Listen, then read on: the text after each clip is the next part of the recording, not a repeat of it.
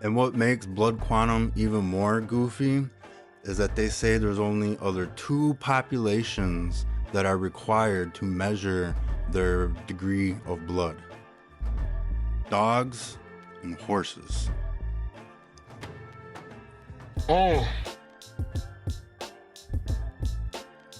Hi, my name is Marcus Winchester, and we asked ChatGPT what are the top 10 things that non-Native Americans want to ask Native Americans about tribal affiliation.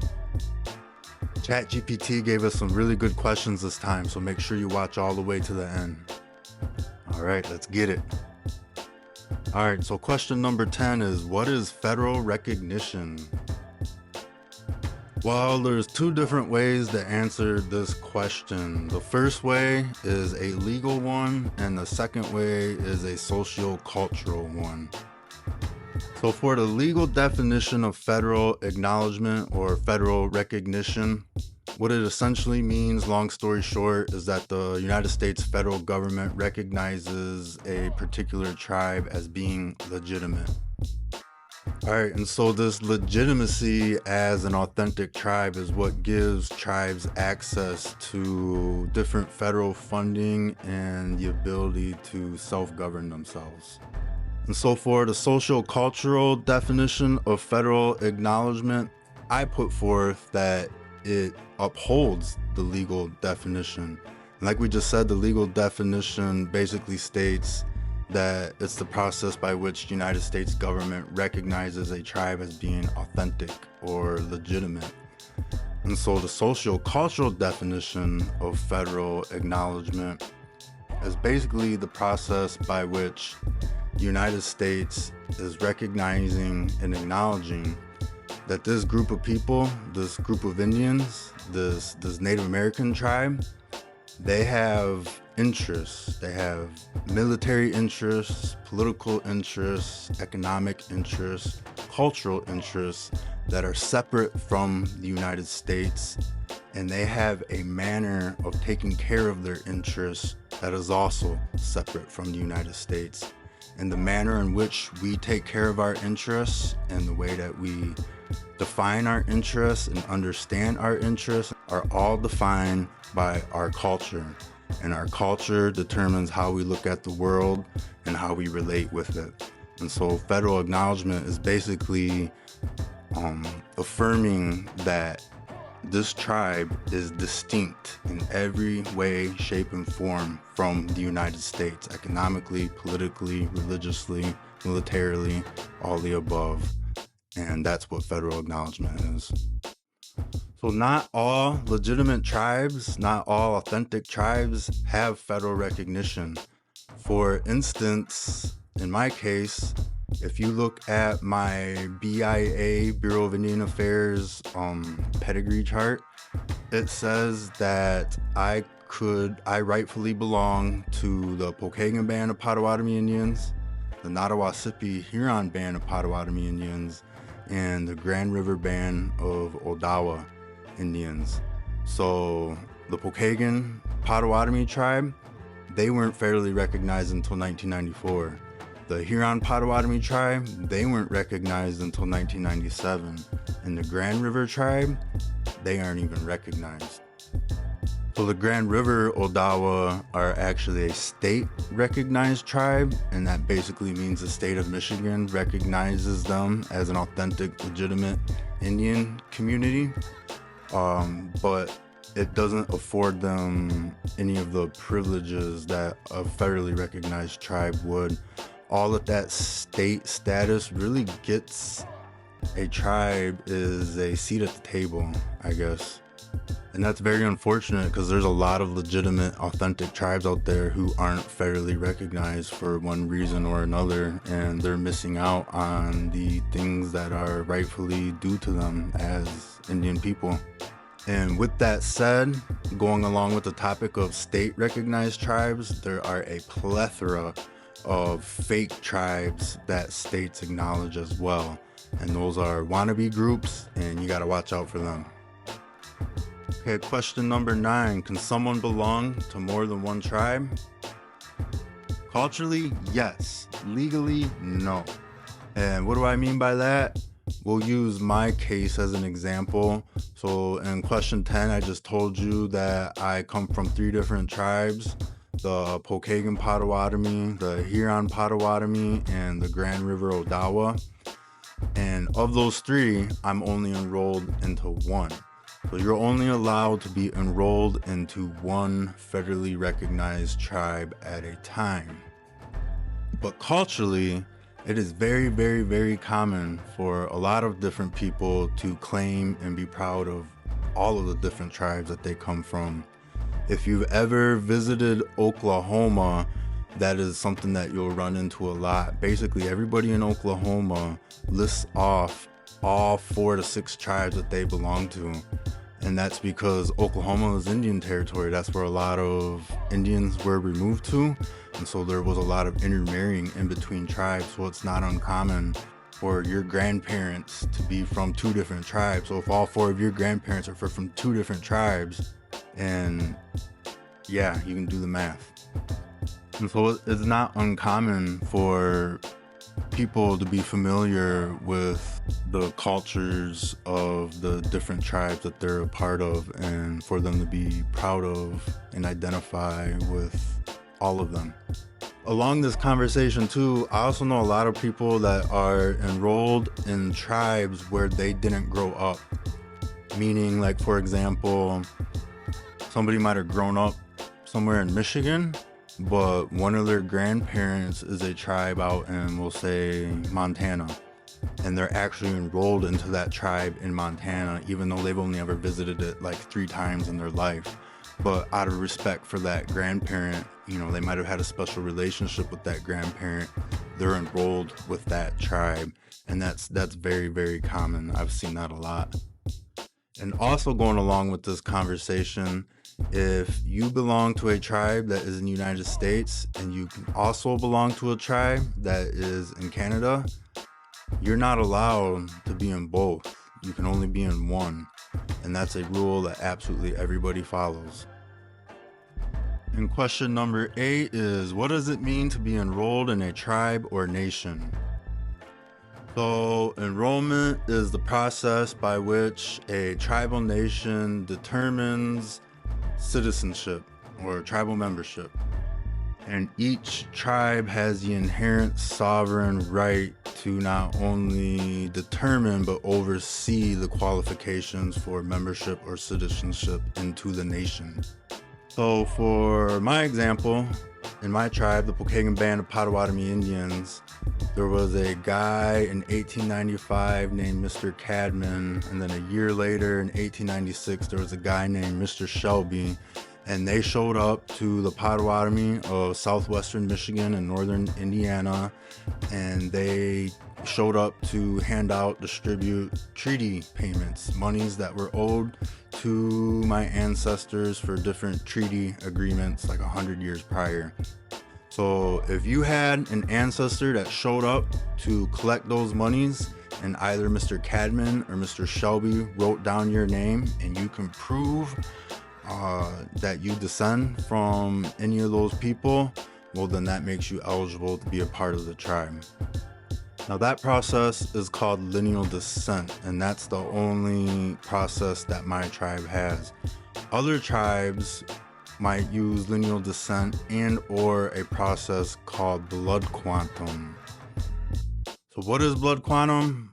Blood quantum is the process by which you have to prove how much of your blood is Indian blood. So if all 4 of your grandparents are Native American, then you're a full blood. If only one of your parents is Native American and the other one is not, then you're a half blood. If you have a parent that is half Native American and the other parent is not Native American, then you're a quarter blood. For me, my dad is half, my mom is full, so I'm 3/4 Indian. So using this system gets pretty problematic, and a lot of people don't like it because it's not an indigenous based way of thinking. Well, it's not a normal way of thinking at all, because how can you say, oh yeah, I'm 75% Indian and 25% white? Well, it's like, well, what part of me? You know, is it my arm? Is it my knee? I mean, we can confidently say my nose is Indian, but you know what I'm getting at. And what makes blood quantum even more goofy is that they say there's only other 2 populations that are required to measure their degree of blood: dogs and horses. And using blood quantum for tribal enrollment gets even goofier when you hear about stories where there's Indians that are full blood, both parents are full Indian, but they're not enough of any one tribe to be enrolled anywhere, and so they're tribeless. And then on the other end of the conversation of enrollment, some tribes are really super duper traditional and they adhere to their traditional governance systems, and they use that to define their enrollment.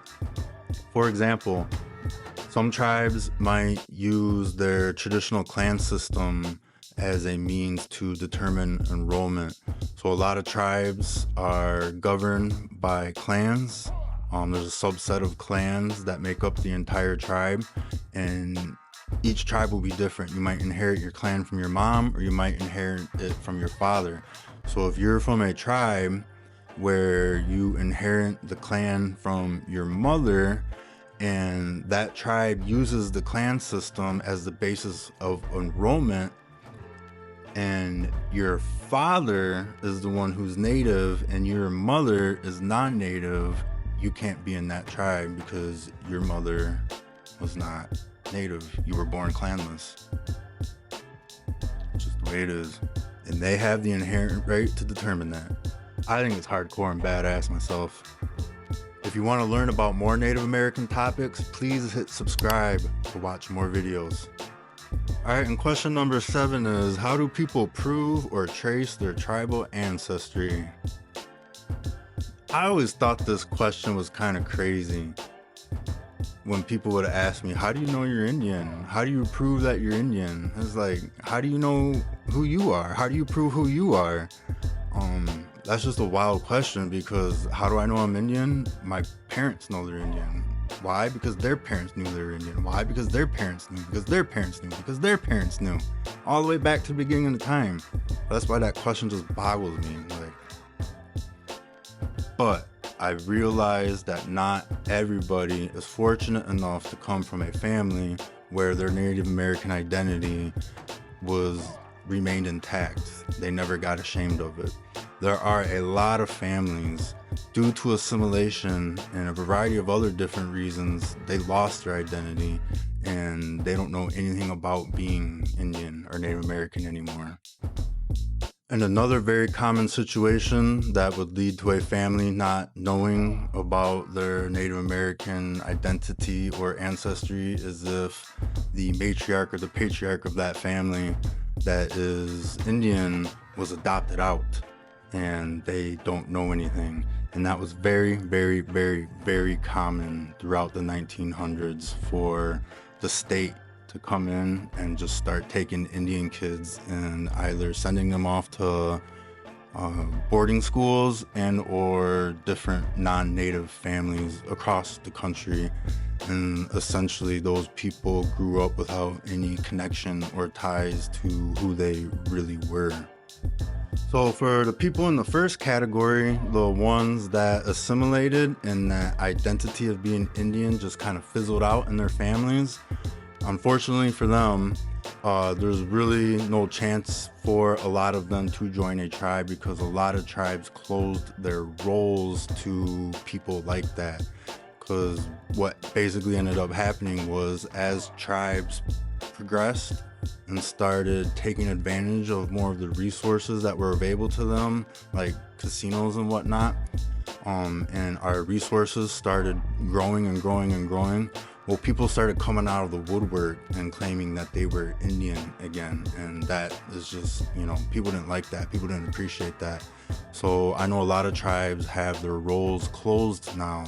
So the only option for you to prove your ancestry and join a tribe, if you do indeed have Indian blood in you and you aren't a part of a tribe, is if, like I said, you were adopted out. But for the people that were adopted out, I think most tribes give them an avenue to be enrolled into the tribe if they put in the effort to prove it. And that takes a process of researching birth records, death records, and being able to trace your ancestry back to a family member that was indeed enrolled and or on the tribal rolls. And that's a process by which they can be enrolled. And going along with this conversation, if you take a DNA test and it comes back that you've got North American Indian blood in you, that doesn't mean anything. Because beyond needing all of the legal documentation to be enrolled into a tribe, being an Indian today is more than just having an ancestor that was Indian in the history. Being Indian is about how you act, how you think, and how you live today. Question number 6. Is tribal membership the same as cultural participation? Ooh, good one. No, it is absolutely not. And there's a lot of division on this question. You'll find a lot of people that won't answer the way that I did. There's a lot of Native Americans who don't care about their history and or their culture. Why? Because of assimilation. There's a lot of families that grew up ashamed to be Indian. There's a lot of families that grew up being told that Indian culture and Indian religion was black magic and evil. There's a lot of Indian families that were told that speaking Indian, speaking our language, was the devil's language. And for a variety of other different reasons, a lot of modern contemporary Native American people don't have an interest in keeping our culture alive. Those type of people usually say that we need to get rid of the culture, that it's outdated, that it's Stone Age, that our people need to be a part of the future, that the old days are gone, etc., etc. And those type of people would usually like to see our tribes ran as businesses where profit is the ultimate goal rather than as a community that takes care of itself and one another. I'm sorry, back to the heart of the question. No, there are a lot of tribal members, tribal citizens that don't know anything about their culture, they don't participate in it, and they don't care to. Question number 5. Are there people who grew up disconnected from their nation? The answer to that is yes. And this is my opportunity for redemption because I went pretty hard there in question 6, my bad. So in question 6, I said that there's a lot of tribal members that don't participate culturally or care to. And the truth of the reality is a lot of times that's because they grew up in families that didn't have the culture intact. And so a lot of times it's at no fault of their own. That was the environment that they grew up in. And there's a lot of different reasons for that. One could simply be assimilation. Assimilation worked. Those families grew up ashamed of who they were, and being Indian wasn't passed down. Simple as that.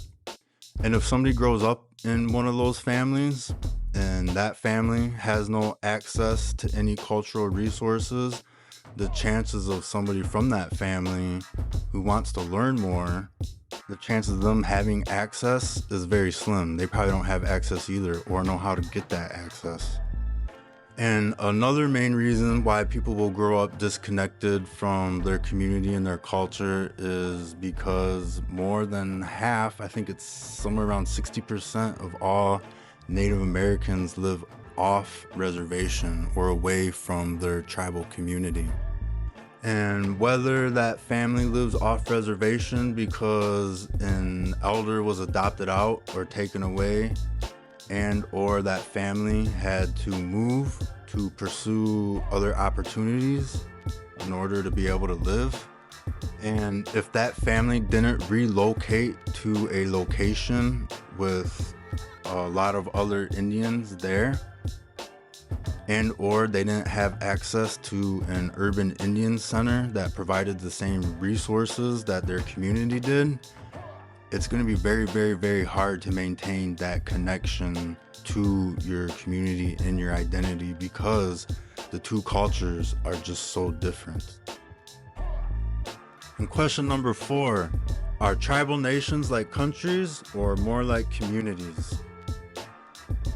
This is a good question because this can get very confusing.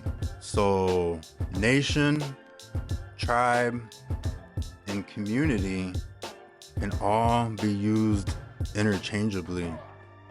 It's not very uncommon for somebody to call their tribal nation their community rather than calling it their tribe or calling it their nation. And that's because our tribes, our communities are just that. They're big communities. See, I just said it there. But if an Indian says community, they're more than likely referring to their tribal nation. But legally, we are considered domestic dependent nations. So I've heard some people refer to that. They'll use an analogy where they say it's like a country within a country. So our territory or our reservation, for the purposes of this analogy, when you enter onto Indian land or you enter on the reservation land, think of it as entering another state. And that's because when you enter onto Indian land, reservation land, land that is held in federal trust by the United States government, the state that land is in, their laws don't apply. The county that land is in, their laws don't apply. And if that Indian land is within city limits or township village limits, none of those laws apply either. The laws that apply on Indian reservation land is tribal law. And so that's where tribal sovereignty is upheld between the federal government and tribal governments, because the federal government is trusting in the tribe's inherent ability to take care of, protect, and govern themselves. So the United States government didn't give the tribe that sovereignty. The tribe inherently already had it. The United States government is recognizing it and going along with it. So if we're domestic dependent nations, we're countries within a country, and you can think of our reservations as our territory. Again, continuing with this analogy, it would be best to think of our governing bodies as city councils. They run much the same way. And I can confidently say that our tribal governments are ran like municipalities. Question number 3, how important is tribal citizenship to personal identity? Ooh, another really good one.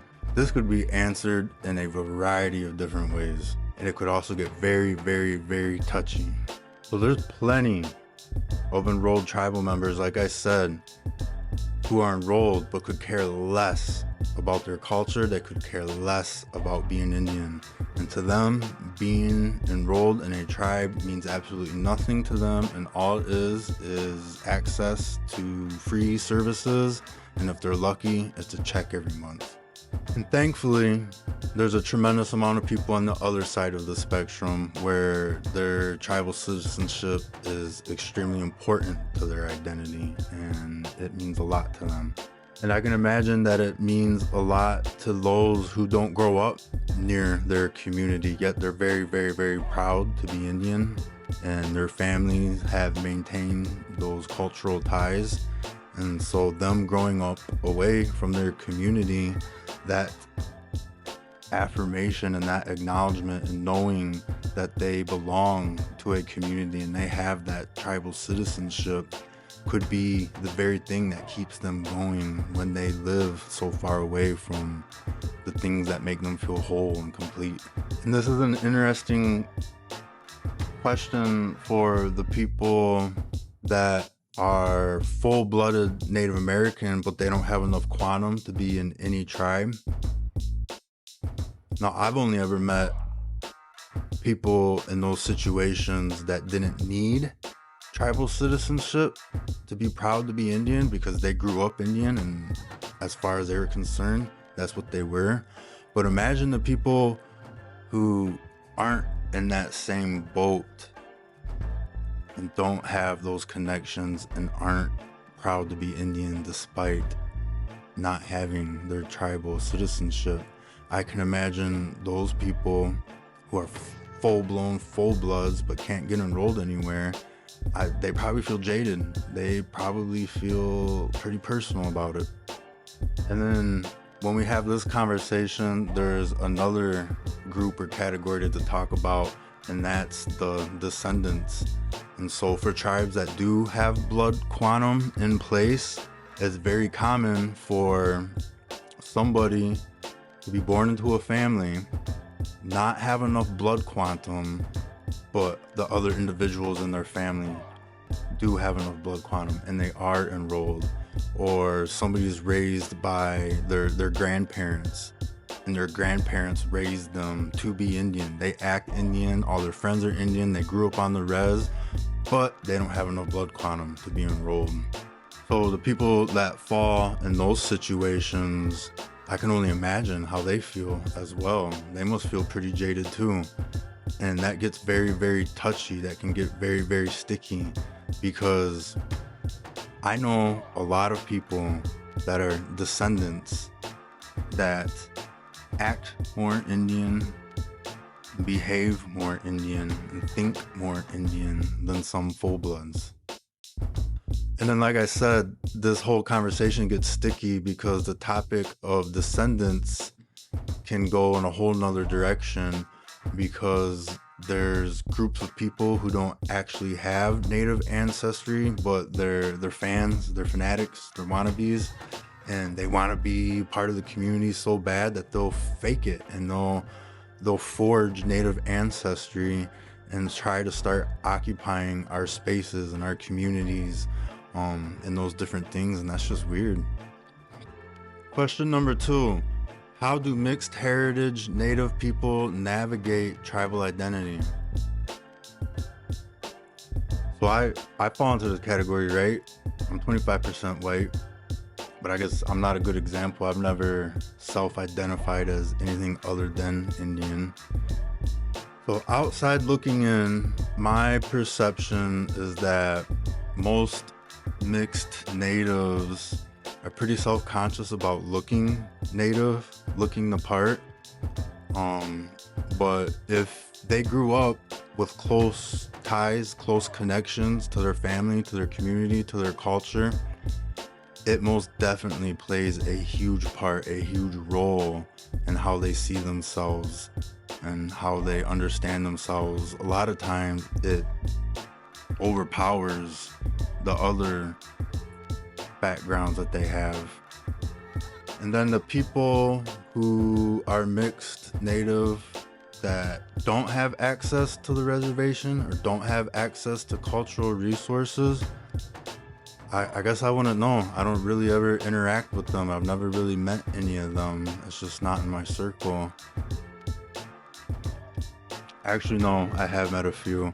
And so mixed natives that don't have access to the reservation or their family back home who may live on the reservation or to cultural resources to gain that knowledge, people who don't have access to all that, they usually grow up and kind of have a skewed vision on what it means to be Indian. And I'm not hating, I'm just explaining.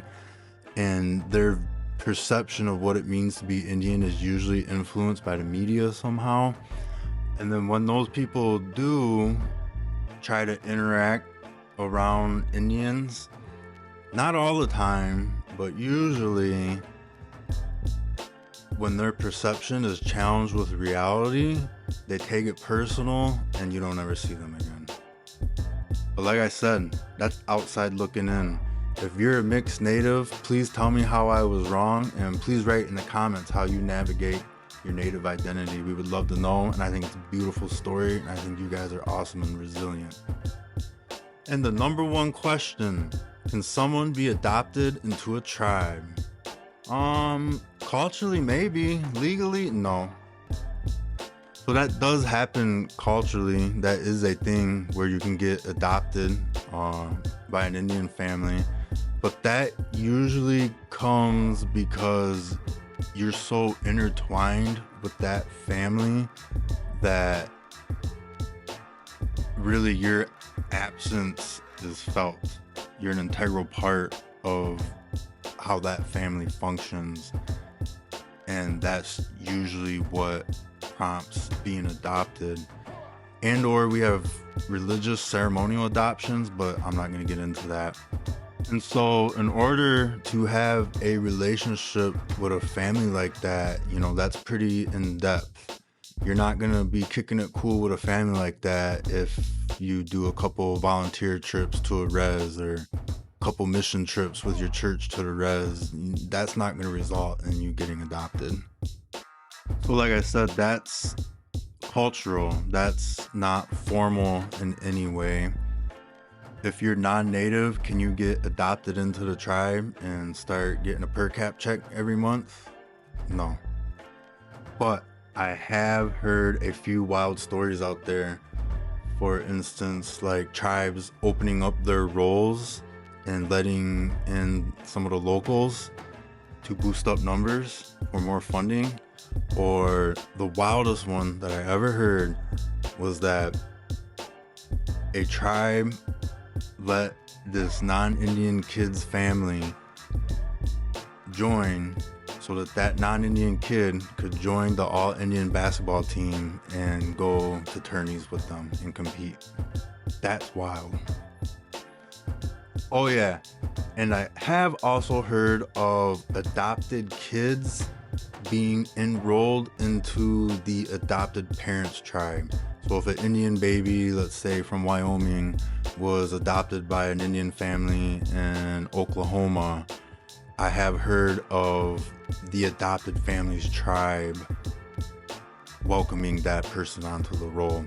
I don't know how common that is though.